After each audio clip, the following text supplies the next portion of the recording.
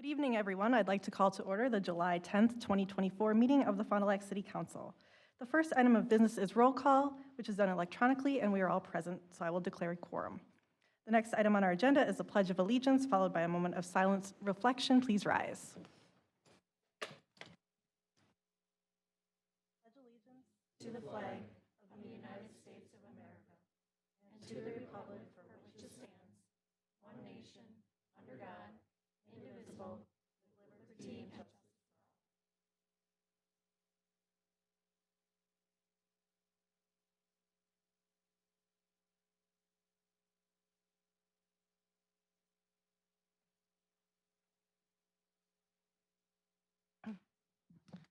Next on our agenda is public hearings, and we have none. So we'll move on to the consent agenda. The consent agenda finalizes proposed actions for the meeting. A, June 26, 2024 minutes, and B, list of claims dated July 3rd, 2024. Is there any questions or discussion? Seeing none, I'll entertain a motion. I'll move approval of consent agenda. Motion by Mr. Heisler and second by Mr. Godfrey. Are there any other questions or discussion? Seeing none, please proceed to vote. I'm an aye.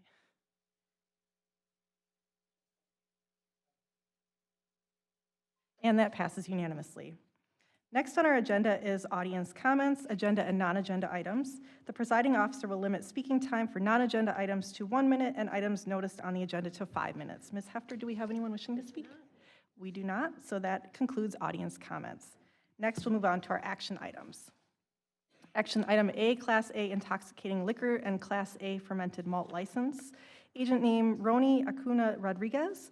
Agent address 782 Security Drive, Apartment C101, Fond du Lac, Wisconsin. Doing business as Las Setos and Veridades Aisa. I'm so sorry. Business address is 239 South Main Street, and our introduction is by our city clerk, Ms. Hefter. Thank you, President Brault. Mr. Rodriguez has applied for a Class A liquor and Class A fermented malt license at 239 South Main Street to offer carry-out sales at his store. State law prohibits carry-out sales past 9 p.m. for a Class A liquor, and our municipal code does not allow sales prior to 8 a.m. Background checks were done on the proposed applicant, and city staff and Alcohol License Committee recommend approval. Thank you. Are there any questions for Ms. Hefter? Seeing none, I'll entertain a motion. Motion by Mr. Schussler and second by Ms. Leering. Is there any other questions or discussion? Seeing none, please proceed to vote. And that passes unanimously. Thank you. Item B is Class B intoxicating liquor license and Class B fermented malt license. Limited liability CJ2Gen LLC. Agent name Christopher Ekman. Agent address N7345 Spring Street, Apartment C4, Fond du Lac, Wisconsin. Business name Boondocks. Business address 8 North Main Street. And our introduction is by our city clerk, Ms. Hefter. Thank you again. Boondocks has applied for a Class B intoxicating liquor and fermented malt license at 8 North Main Street, the prior Main Street Depot. Background checks were done on the officers and proposed agent, and city staff and Alcohol License Committee recommend approval. Thank you. Are there any questions for Ms. Hefter? Seeing none, I'll entertain a motion. Motion to approve. Second. Motion by Mr. Zimmerman and second by Mr. Heisler. Are there any other questions or discussion? Seeing none, please proceed to vote.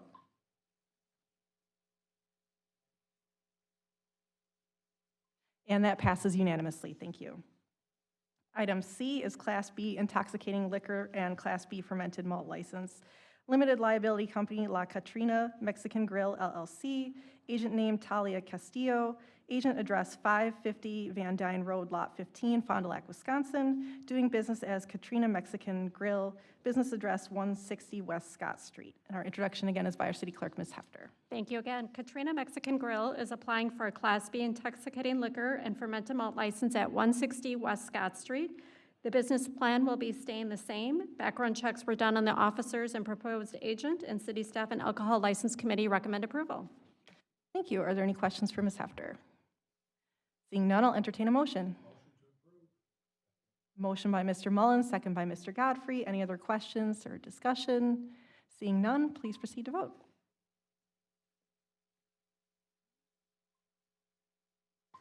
And that passes unanimously.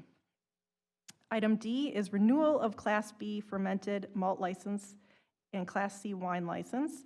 Limited Liability Company, Ms. Torrey's Woodshop LLC, agent name Victoria Bernard, agent address 95 River Hills Drive, Fond du Lac, Wisconsin, doing business as Board and Brush, Fond du Lac, Wisconsin, business address 719 South Main Street, and our introduction is by our city clerk, Ms. Hefter.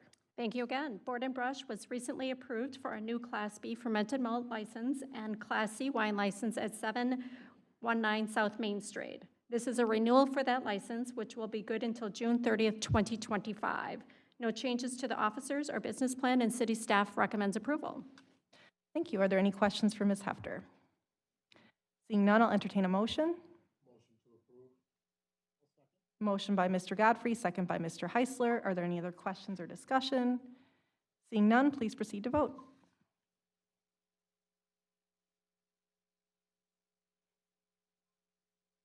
And that passes unanimously. Thank you. Item E is renewal of Class B fermented malt license and change of agent, limited liability company, Ferrari LLC, agent name Kalpesh Patel, agent address 920 South Military Road, doing business as Microtel Inn and Suites, business address 920 South Military Road, and our introduction again is by Ms. Hefter. Thank you again. Microtel Inn is renewing their Class B fermented malt license with a change of agent for their location at 920 South Military Road. Background checks were done on the proposed agent, and city staff recommends approval.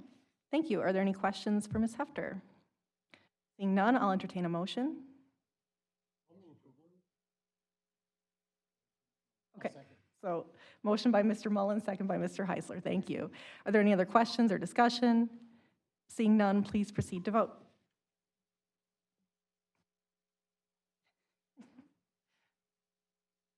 And that passes unanimously. Thank you. Okay. And anybody who was an applicant for a liquor license, if you'd like to leave, you don't have to stay for the rest of our meeting. Thank you so much, and thank you for coming. Item F is ordinance number 3791, an ordinance amending Chapter 400, intoxicating liquors and fermented malt beverages of the Code of the City of Fond du Lac to further define no sales of alcohol to underage persons, define conditions for Class B licenses, and define the requirements for a Class C license, with our introduction by our city attorney, Ms. Hoffman. Thank you, President Brault. This is the same thing we talked about at the last meeting. I have not had any questions or comments from anyone, so I don't think anyone was terribly concerned or upset about the proposed ordinance change. Again, it's doing three things. We're taking from state code and putting into our code, which we'd already adopted by reference, but we're spelling out about underage drinking. Also, the requirements when you have two businesses next to each other and how that can work. And then the final is for the Class Cs, since it no longer has to be attached to a restaurant. So if anyone has any questions, I'm happy to answer them. Thank you. And we have a question from Mr. Schussler. Thank you. So we adopt the state code, and then we say it again? This is saying it again? Right. We adopt it by reference, and Chapter 125 is pretty long, so truthfully, I'm not always sure everybody looks at both our code and the state code. I don't blame them. So that's why I want to put it right in our code. So city staff, council, citizens know this is how we expect them to handle underage drinking. When do you decide when to do that and not do that? We have traffic ordinances, and we have hundreds of the same situation. This had to, we'd had prior discussions with various bar owners regarding how they handle underage drinking, and It's case by case. right. Everybody kind of has their own way, and so I just thought it'd be good to make very clear, what the state code intends and what the city intends. There's no variance between what we're doing and what the state law calls for. Correct. Thank you. Are there any other questions from council? Seeing none, I'll entertain a motion. I'll move approval of 3791. I'll second it. Motion by Mr. Heisler, second by Mr. Schussler. Are there any other questions or discussion? Seeing none, I'll just say thank you, Ms. Hoffman, for all the work that you've done on this so far, and I know we'll see some more updates coming, so thank you for all the work you're doing. And with that, please proceed to vote. And that passes unanimously. Thank you. And with that, that ends our action items, so we'll move on to the presentation of input items. We have the 2025 Public Works Budget Presentation presented by Public Works Director, Mr. DeVries, and his staff. Thank you, President Brault. I appreciate the opportunity to bring before you a summary of the Public Works budget. First, I'd like to start off by just reading our mission statement: to maintain the city's transportation systems, natural resources, and infrastructure in a professional, cost-effective manner while meeting high standards of integrity, industriousness, and customer service.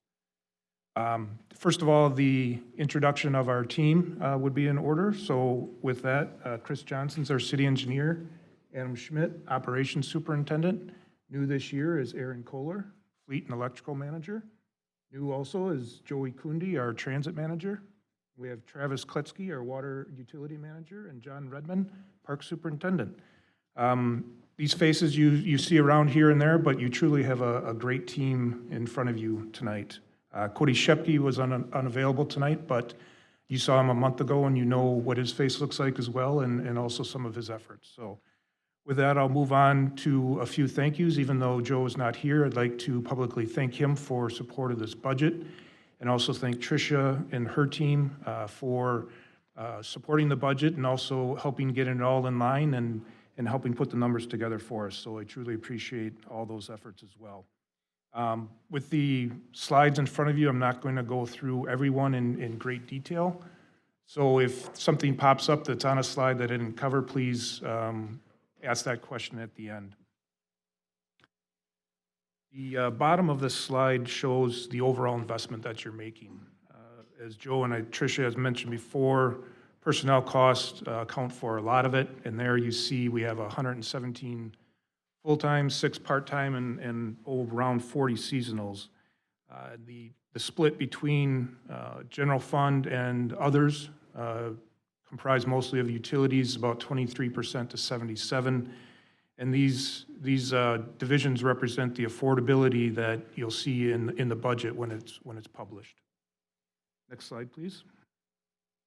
Here's our organizational chart. Shows how each division is comprised by their area of expertise. In the upper right-hand corner, we note the 66 general fund employees, and then how the other utilities or special revenue funds are divided out, even though the transit does take a small portion of the general fund as well. Next slide, please. So in the next 3 slides, I have a lot of numbers in front of you. Not going to go through them all. They're more to be a reference for your guide, whether it's for yourself or when you're talking to somebody in the public. Some of these might be interesting to some people, some may not. Just for example, on this one, if you combine the sanitary and storm manholes, you have about 20,000. So if you think about that in terms of our population, that's just one structure for about every 2 residents within the city. So that's a lot of manholes to maintain for the crews. We see on this one also the number of streetlights that Aaron and his team work on. That's a lot, plus 49 signalized intersections.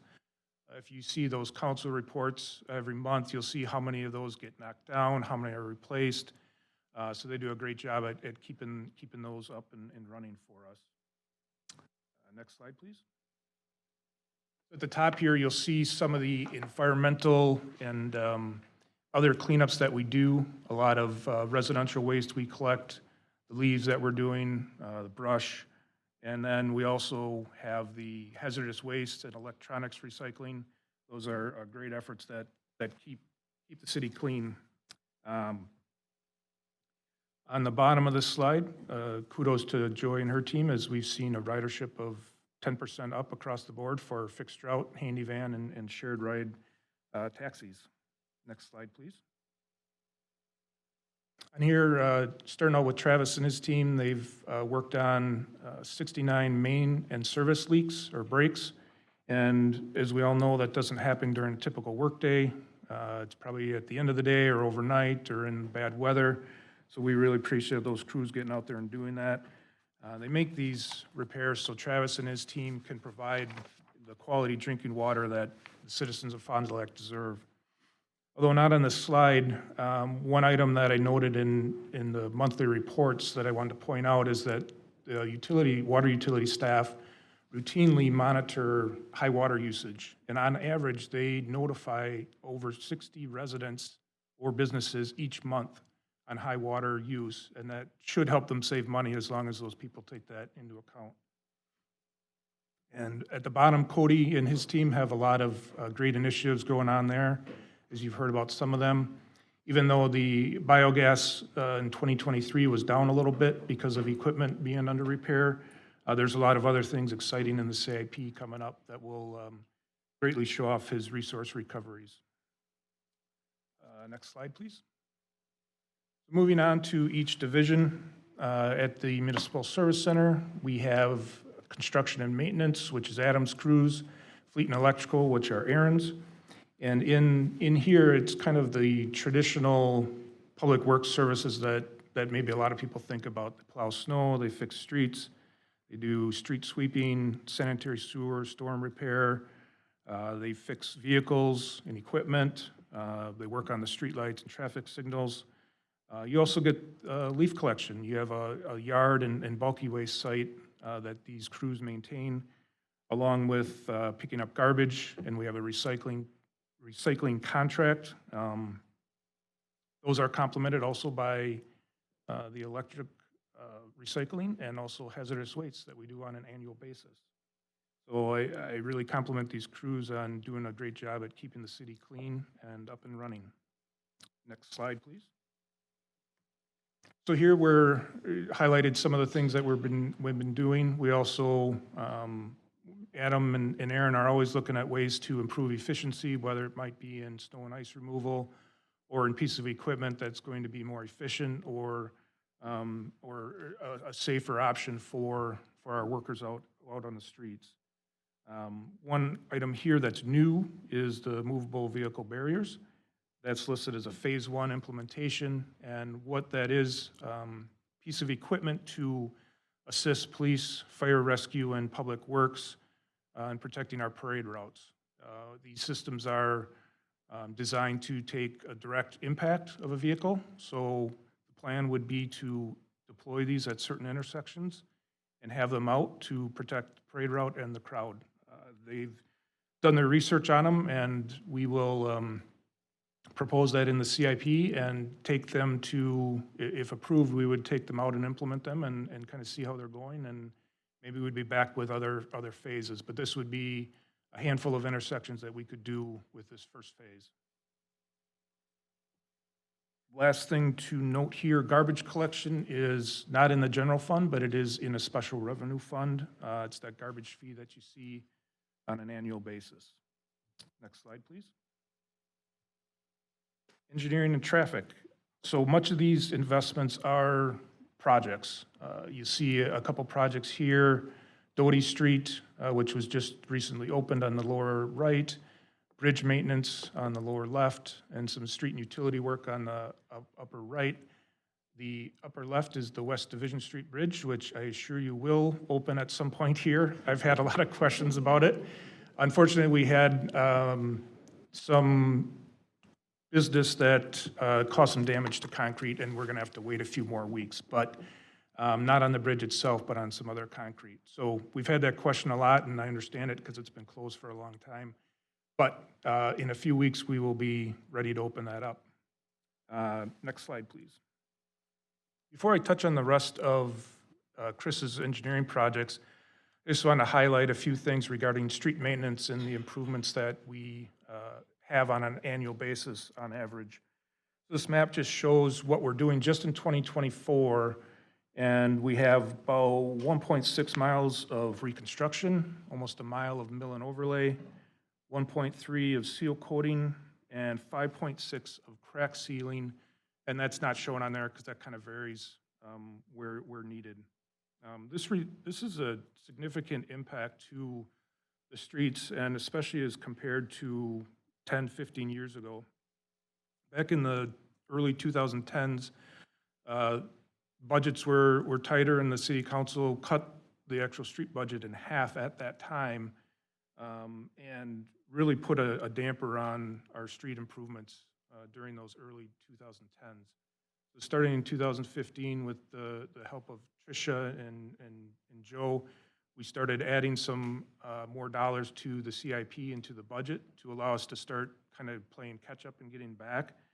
So happy to report that since then, in the last 10 years, we've effectively increased the budget about 6 times what it was, and that's significant. And while we still have roads that need improvement, we will be making progress on it. So that's a good sign, and I believe, you know, where we're at in the budget makes it an affordable choice for the city, and I think we're moving in a good direction with that. Next slide, please. So here are some details of what engineering has coming up. 2025, we're going to work on Main Street.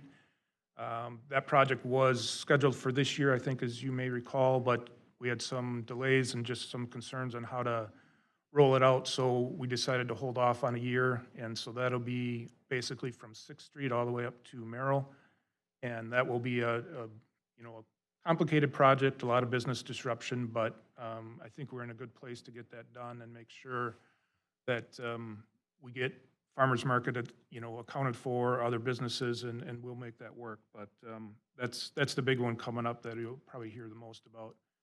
The next one, Proman Drive Bridge. Everybody knows in Lakeside Park where that is by the pavilion, and that's sponsored by WISDOT as well. So that will be kicking off after Walleye Weekend next year. And then we will have another section of concrete street rehab, which is in every other thing in the CIP. Let's see here. There's a few other bridges under design and construction. You'll see we have, I think one of the other earlier slides noted, we have the 3rd highest per capita bridges behind Madison and Milwaukee. So we have a lot of work to do when it comes to bridges, and these 3 on there are ready to be reconstructed. So we'll look forward to those in a few years. Next slide, please. While stormwater is underneath the engineering and traffic heading, wanted to highlight it just because the DNR has imposed limits, total maximum daily loads on us, and that affects how we go about treating our stormwater. And a lot of things, what we do is not only required of businesses or developments that come in, but we ourselves are under guidelines from the DNR to meet these TMDL requirements. And so a lot of what we do are wet detention ponds. You'll see the fairgrounds there, which was constructed many years ago. That we have a project this year that we're going to divert some stormwater from Fond du Lac Avenue that we planned for a couple of years ago to improve our TMDLs in that area. That will go into the fairgrounds pond. And the one on the lower right is the newly constructed Tyson Middle School pond. So that's right north of Pioneer Road, where we have that project going on. And once that's complete, that'll be not only sediment control and phosphorus, but more on that one is the flood control in that area, as we've had flooding in that area. Next slide, please. So other initiatives, what we've talked about in the past, a stormwater flooding study. So we have that complete, and what that is indicated to us is additional stormwater ponds and improving stormwater pipe sizes. And that comes with a fair amount of dollars. So what we're going to start with is kind of a tiered approach, looking at real estate acquisition first, and then we'll moving on to trying to find grants and other things for construction. But you'll see some dollars in the CIP for that work, and also for other stormwater flooding studies in different areas of the city. As we know, it's not just confined to one location or a few. There's a handful around that we need to study and figure out what those improvements will look like. So that effort continues on. And as I mentioned, the TMDLs, that's just an ongoing thing. You'll see that and you'll hear about it all the time. Probably hear that as much as you hear about I&I reduction. With that, we can move on to the next slide. Thank you. Parks and Forestry, obviously forestry trees. John and his crews handle that as well. Emerald ash borer is still a thing that we're fighting, and so Aggressively, we're cutting down trees, removing those dead ash. But also, part of that is a aggressive replanting process. So we don't want to just leave it where they're all cut down. We're actually doing our work in replanting them, and slowly but surely, we'll get back to a decent-looking terrace in a lot of areas. The rest of the parks, we all know how much people enjoy them. You go through and you look at the landscaping, you play a game with your family, basketball, pickleball, tennis, you just sit and enjoy the lakefront or concert in the park or walk on a trail or whatever it might be. Wanted to highlight our big project from this year of getting the bridge from Lakeside Park East to Lakeside Park West open. Been very popular, and connecting those two parks will open up a lot of activities for people using either side, and probably even more so drawing people just to see the structure and to see what it's like. Next slide, please. So some initiatives for the parks in the next year. A new one is the Carousel Building. So we all know where that is on Lakeside Park, on Main Street there. It's a gem in the park there. It's comprised of many parts, and if you ever seen them try to take it down and reassemble it, it's a lot of work to do that, and the parts aren't going to last forever, unfortunately, and it's just become a time where we talk to the operator, the Waylands, and basically we decided we need to preserve this, and so we're proposing to put a building around that carousel, and that way the doesn't have to be taken up and down each year. It's going to be preserved, and it'll be a great addition to the park and be able to keep that thing operating for many years to come. Other things in there, pavilion parking lot, that's right next to Probman Drive Bridge, obviously, so we'll coordinate during that construction. And one thing with the parking lot being redone, we're also extending a wider sidewalk/trail on the north side from the bandstand where it currently is part of the loop all the way to the entrance to Oven Island. So that'll be another connection there that will be wider on the north side. And then in the future CIPs, there's other trail and surfaces that need to be redone and on various courts, basketball, tennis, things like that. Next slide, please. Transit's up next, so Joy and her team.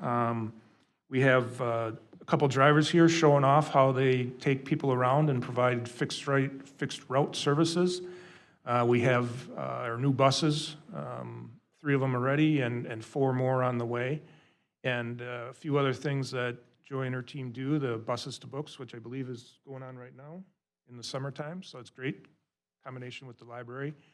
Free Fair Day comes up towards the end of the summer, helping high school students and others kind of learn how to ride the bus and kind of navigate, parents navigate with their kids, here's what you should do and where to go and things like that. So that's a great initiative there. And they always get out in public whenever they can and try to, advertise these different things. Moving on, please. So with the transit development plan being completed, we just actually kicked off a microtransit study. I know we've talked about that before. So we've engaged the same consultant to do a study and just kind of see what's out there, what's possible. So we will have that worked on this year and some results next year. And then we'll have to decide kind of where to go with whatever they tell us. Certainly something that catches our eye, as it did in the transit development plan, but we want to study it a little further and make sure we understand it, and especially understand any, the financial component to it. Because that'll be a big item to cover when we talk about what happens with microtransit. You'll see we will receive 4 new buses, and basically that will cover our fleet for the next 10 or so years, which is a great thing. We'll have all up-to-date buses. Last thing I'll mention is on the bottom there, 10% of the budget from general fund and 90% from our state and federal partners. Next slide, please. Water utility, highlight there. Obviously, we want to provide, and Travis's team does a great job of providing clean and quality water for our residents and businesses, along with flows enough to fight fires around the city. So that's one of our main goals. And a lot of work happens behind the scenes. On the lower left there is one of our treatment plants, and that's a lot of the inside work that no one will ever see unless you want to take a tour, which tours are always welcome. Travis and Cody as well, they'll take you around their plants and show you what's going on. So welcome that if you're interested. They operate, obviously, groundwater wells, treatment systems, and they have advanced computer systems that will monitor the pressures, the levels in the wells, chemicals, all to provide, a great quality water for the citizens of Fond du Lac. On the more visible front, we see issues like the top, where the distribution crew has to go out and fix a water main break. And pipe on the bottom, you can see we have aging infrastructure, so that happens on a frequent basis. But those crews get out there and they do their work, and we appreciate them for that. Next slide, please. We will continue with our private lead service lateral removal program. We're starting a more aggressive program this year already, and we'll continue that for the next few years. There's a little bit more funding from the DNR available, although they keep changing the rules on us, so we never know exactly how much we're going to get, but it's something we're committed to having a larger project than what we've had in the past. And then the newer item there is the lead and copper rule. That's one coming down from the EPA. That will require some additional work from Travis and his staff. Basically, we have to determine the material type of every lateral in the city and do a public education outreach. There's also additional sampling and different kind of sampling that we do. And then with that rule, there's different calls to action levels. So there's a lot of changes going on and coming down, but Travis and his team have done a great job at preparing the utility for all these changes. So we'll be ready to meet them as they come out. There are a lot more details with the lead and copper rule, and if you are interested in those, please contact Travis or myself directly, and we can share that. Lastly, I'll note that the water utility is separate from the general fund, so it's all ratepayer funded, and we can move on to the next slide. All right, so next up, I don't know if anybody saw the release earlier this week, but Travis has worked with his team in developing a new logo and a new name. So we're going to call it Fond du Lac Waterworks, and that goes back to the original name from 1885. Is that correct, right? 1885. And if you go by their current business office there, you can see that's still on the building there, on the sign. So check that out, but I think this is a great step, and so he'll phase this in as,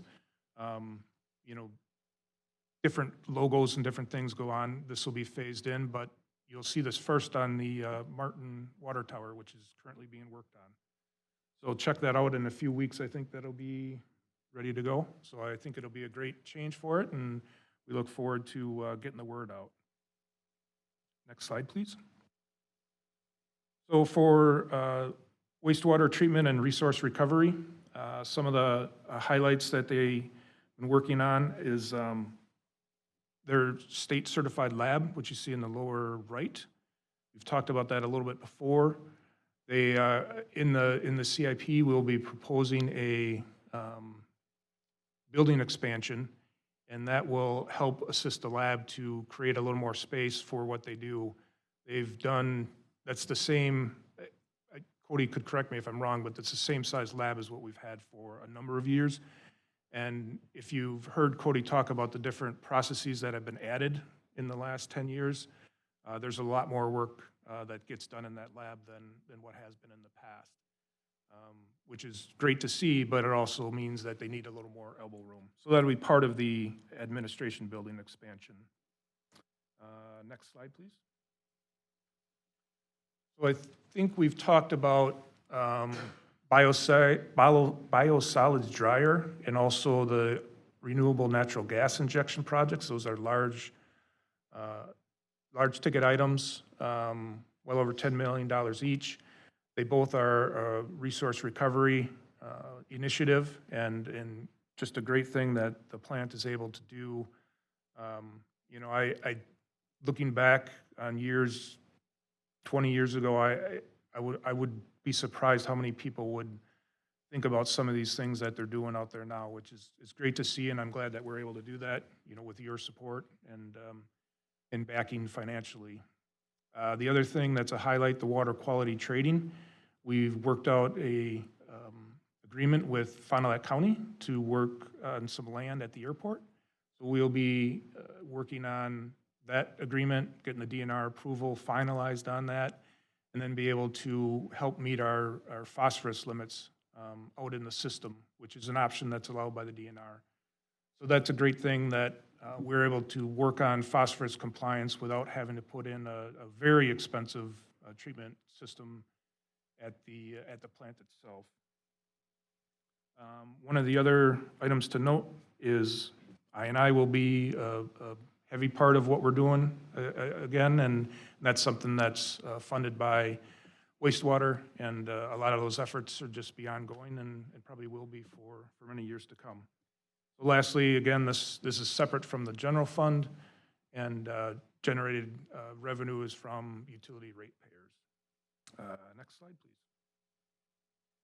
So as I close, just wanted to note any minimal changes in operations expenditures in 2025 will still allow us to be an affordable part of the city and provide these quality services to the residents and businesses.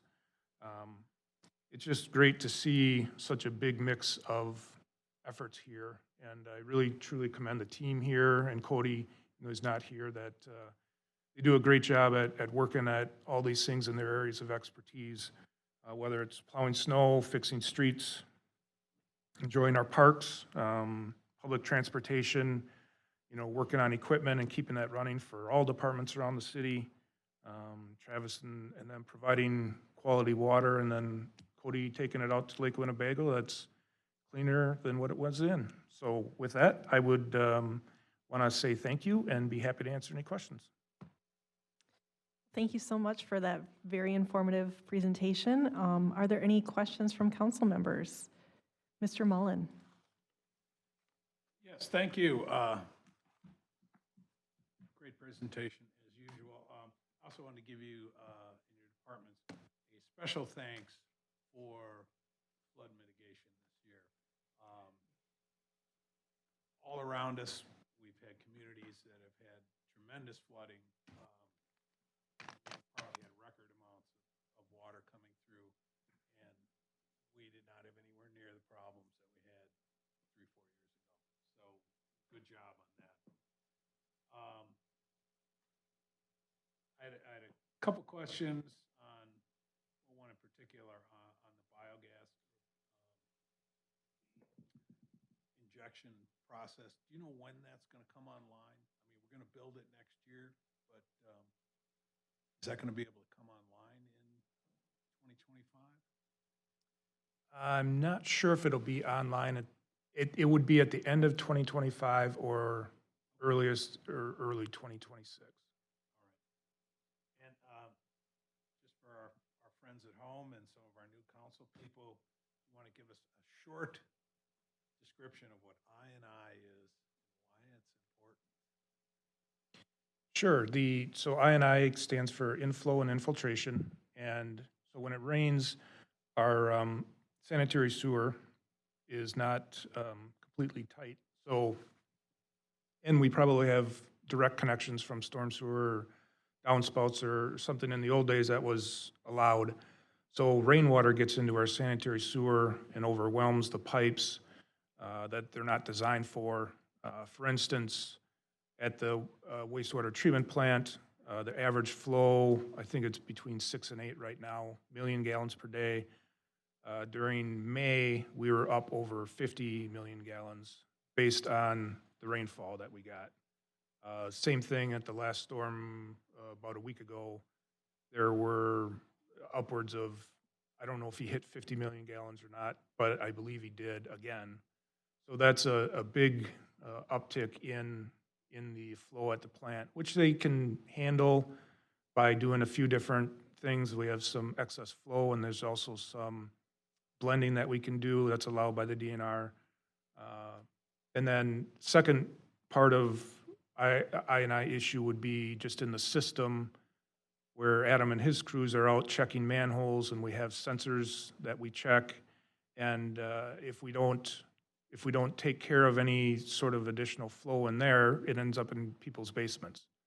So we set up strategic locations around the city to check these areas that we're able to set up pumps. If you've seen those around town, you probably have, to pump out of the sanitary and into the storm.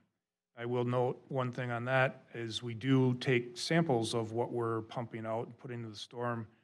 And I believe, unless I'm mistaken, all of those meet or have met our effluent discharge limits. So it's as clean as it needs to be going into Lake Winnebago from the plant. So it's not like we're putting out any sort of raw sewage or anything like that. It is basically rainwater that's going out into the system. So we've made an effort to do that testing just so we can prove to the public that there's no danger and it's not anything to be alarmed of. So the other part is in phosphorus compliance at the plant itself. That amount of volume increases the amount of loading that comes in phosphorus, and that kind of blows the water out of some of Cody's limits. So that's the other part of meeting DNR compliance, is reducing that flow so he doesn't have the additional loading that comes in there. And there are fines associated with going over those limits, aren't there? There could be, yes, there could be. We've been fortunate enough to not get to that level, and I think, it really depends on how you work with your DNR. If you're working with your DNR and here's what we're doing at the plant, here's what we're doing in the system, we're making progress. When you see these EPA consent orders come down, there's larger cities that I guess I don't want to speculate, but I think they just basically are going to do what they're going to do and not listen to the regulators. And if they're not making progress, then that's when you get these fines and consent orders. And, we haven't got to that point, and I don't really think we will. Okay. And also, the other reasons it's important is with new phosphate regulations coming down, we're actually in pretty good shape. Isn't that correct? Especially if we got I&I under control. Yeah, I think I&I would probably be our biggest challenge of the phosphorus regulations. Right now, Cody and his team have optimized the plant and how it operates. And then with the water quality trading that we've been able to do with the county, it puts us in a good position to meet our phosphorus limits that are coming up. So I&I is important. Because there are a lot of municipalities that are not going to be able to make the phosphorus limits, and it's going to be very expensive for them to upgrade their equipment. And we have a shot of, if we can get the I&I under control, especially, of not incurring those costs. And one final question. We had the big fire in the park. We lost a lot of equipment. Do we know if that's going to impact the budget? Most of that will have been covered by insurance, I'm sure. I can take that one. So yes, insurance will cover most of it. There may be some pieces of equipment that were older where insurance will give us that value, and we might have to, to get the newer model, have to pay some. So there may be some of those in the 2025 CIP. But these are, and will these be CIP level? Yes, they would be CIP level expenses, correct? All right, thank you. Thank you. Mr. Heisler. Thank you, Madam President. First off, Mullen, why'd you have to mention flooding? Now you jinxed us, man. You shouldn't have did that. We were doing so good. No, I'm just kidding. But what a great presentation. Thank you so much, Paul. Pat covered a lot of my questions already, so thank you, Pat. But I just wanted to touch base on a couple things. Wanted to talk to you about engineering and traffic initiatives. Can you kind of give us just kind of the general big picture overview of when potentially we could see that Main Street pavement project start? Because, we'll get a lot of questions. So we did talk about phasing it So we would want to phase some of it, so when the farmer's market did start, we would shift it one direction or the other. And then once that portion got done, then we'd kind of flip-flop it. We would shoot to start when the asphalt plant's open, which is typically in April. And want to get that ready. All weather dependent though, but we want to be ready to hit the ground running and then be able to phase it and give the farmer's market, specifically locations for when they're ready to start. And then, like I said, flip-flop it to make sure we can make the most efficient use of the space. Excellent. Thank you. Sounds like a really ambitious project, and I'm sure there'll be a lot of questions, but appreciate the feedback on that. Also, towards the bottom of that slide, you'd mentioned future projects would be working on downtown alleys. Can you kind of just give us a big picture overview of what that means? Sure, so we have a number of alleys, obviously downtown. Last year, we did the one from Sheboygan the First. Thank you. That was one that we needed to be done. Another one we're looking at is behind the Retlaw and the Portland ramp. Okay. There's, I think, 2 or 3 other that we kind of got our eye on. So what we want to do is, they haven't had a whole lot of attention, and it's tough in there. It's a tough working environment, and we need to get some of that pavement done, get some storm sewer repaired in there. So you'll see that in every other year in the CIP, is that, but So I was just that's about really to what ask, that yeah. is. Thank you very much for that. I appreciate it. Just a couple more quick things. I just wanted to give a quick shout out. Joey, I never get to see you at council, so it's lovely to see you. And thank you so much for working on microtransit, because I know that was something that we had talked a lot about when we kind of did the comprehensive plan, and it's going to be cool to see that. So looking forward to that in the future. And thanks again, Travis. Well, I'll follow up with you guys on lead and copper. I'll get more specifics from you guys individually on that, because I know that'll be a lot to unpack. But what a great team you've got, Paul. Thanks again for a great presentation. Thank you. Mr. Schisler. Thank you, Madam President. We heard our last meeting about the 1% increase in net new construction. It's going to be a constraint on our ability to levy, so how are we able to pay for all this $34.7 million operations budget when you're subject to that same kind of constraint? Did you have to cut a position, or what was your day like trying to figure this all out? No, there was no cuts made in any personnel. Our budgets were basically a net zero. And I don't know, Tricia, if you have anything else to add for that? No, so the departments worked, worked through all their stuff to come up with 0% change. And we've had to make some, priority shifts, and we've worked on revenues to try to get everyone what they needed for all of their missions. Because every year the needs are different, and so Correct. that becomes possible. Right. Okay. I saw on page 7 of your materials where you mentioned the I&I. There was a street project that was done where you did an experiment where you're going to measure what the subsidy that the city provided, if that made any difference. Is there anything you can tell us about that? Or Yeah, so we're still tracking that. We still have a meter in there. And which street is that? Was that again? 14th Street. 14th, yeah. Yeah, and it's shown great promise so far, actually. So we're pretty excited about the work that was done there and the effort. And what did the city do that was unusual? So we replaced normally on a street project, we would replace basically sidewalk to sidewalk, new laterals, new main in the middle, typically.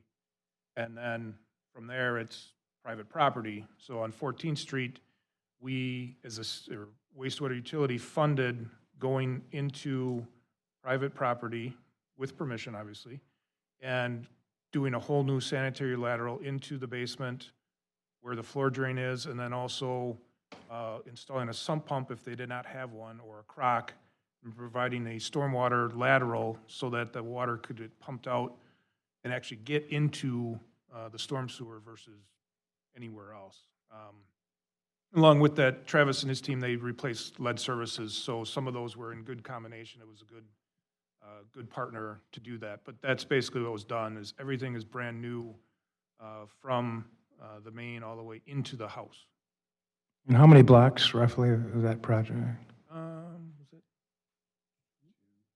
it was two or three. So you will get back to us with more Yeah. on that. Yep, we will be coming back with more. So, and then as far as the stormwater goes, I live on the great artery that goes through town, the Nevue Creek, and maybe this is also more of a question for John too, because you run into that where it's along the park, Lallier Park, and I get calls, Tom, there's another tree down in the creek,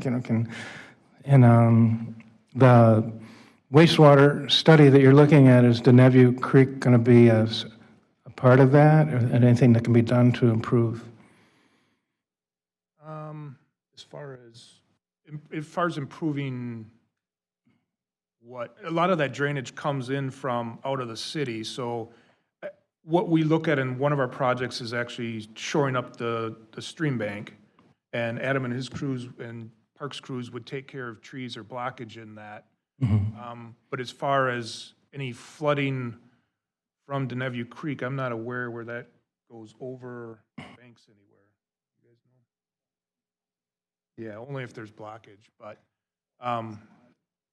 yeah, so on Nevue Creek, it would be more of stabilizing the banks where it's eroded out. There's certainly a lot of areas that have that, and we have a list and prioritize that with work. People just got to let you know if they see a tree in the creek, so, okay. But to echo what Patrick Mullen said about the phosphorus, I was at a workshop last fall and talking to somebody from a community, and they're using like all their money for phosphorus compliance.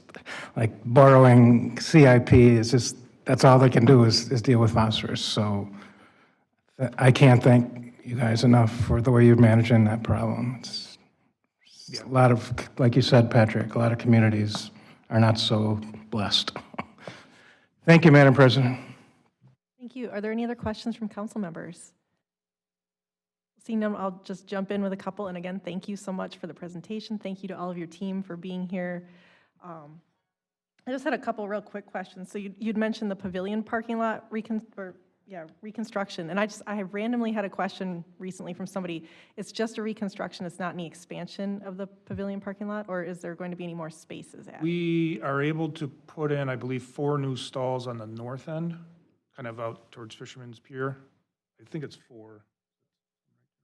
4.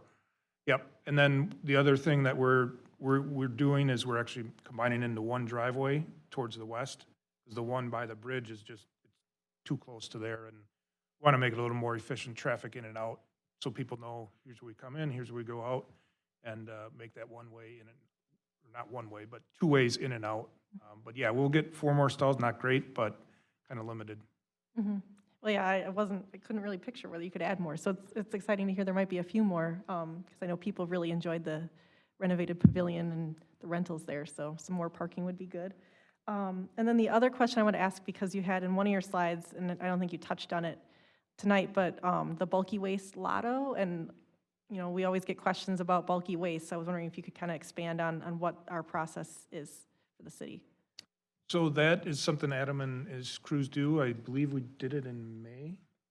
We did it in May, and we put it out on, publicized it, and it went out pretty well this year. I think in years past, it always hasn't hit as quick, but the local news, they got it out there, and we filled up within like a week. Under a week, we filled up with 50, is what we put out there, and the program is well received, and at least this year, I'm glad we filled it up. And did we have anybody that just didn't do it? We had 2 properties that did not, and from there, we picked an additional 2. So normally, we run to a total of 50, but we have like 5 or 6 that kind of sit in the bubble. So if sometimes, we don't know, a scavenger might have found something that they thought was treasure, or what, which you're not supposed to do. But, it's the human factor. But we always try to fill and hit that 50-point mark, and we did this year. Yeah, because there's been years past where they've signed up for it, but then they don't return calls or they don't do it, so it's kind of an iterative process. So, but yeah, that's kind of the summary of it. And then is that going to be something we'll continue in the future years? Good, because I'm glad to hear that it went good this year, because it's always a question people ask about is, if there's a possibility for bulky waste. So I'm glad that it's going well. Yep. And that's really all the questions that I wanted to ask. Are there any other questions from council members? Well, seeing none, thank you so much for the presentation, and thank you again. Thank you. All right, and with that, that ends our input items, so I will entertain a motion to adjourn. Motion to adjourn. Second. Motion by Mr. Zimmerman, second by Mr. Heisler. This is not debatable. Please proceed to vote.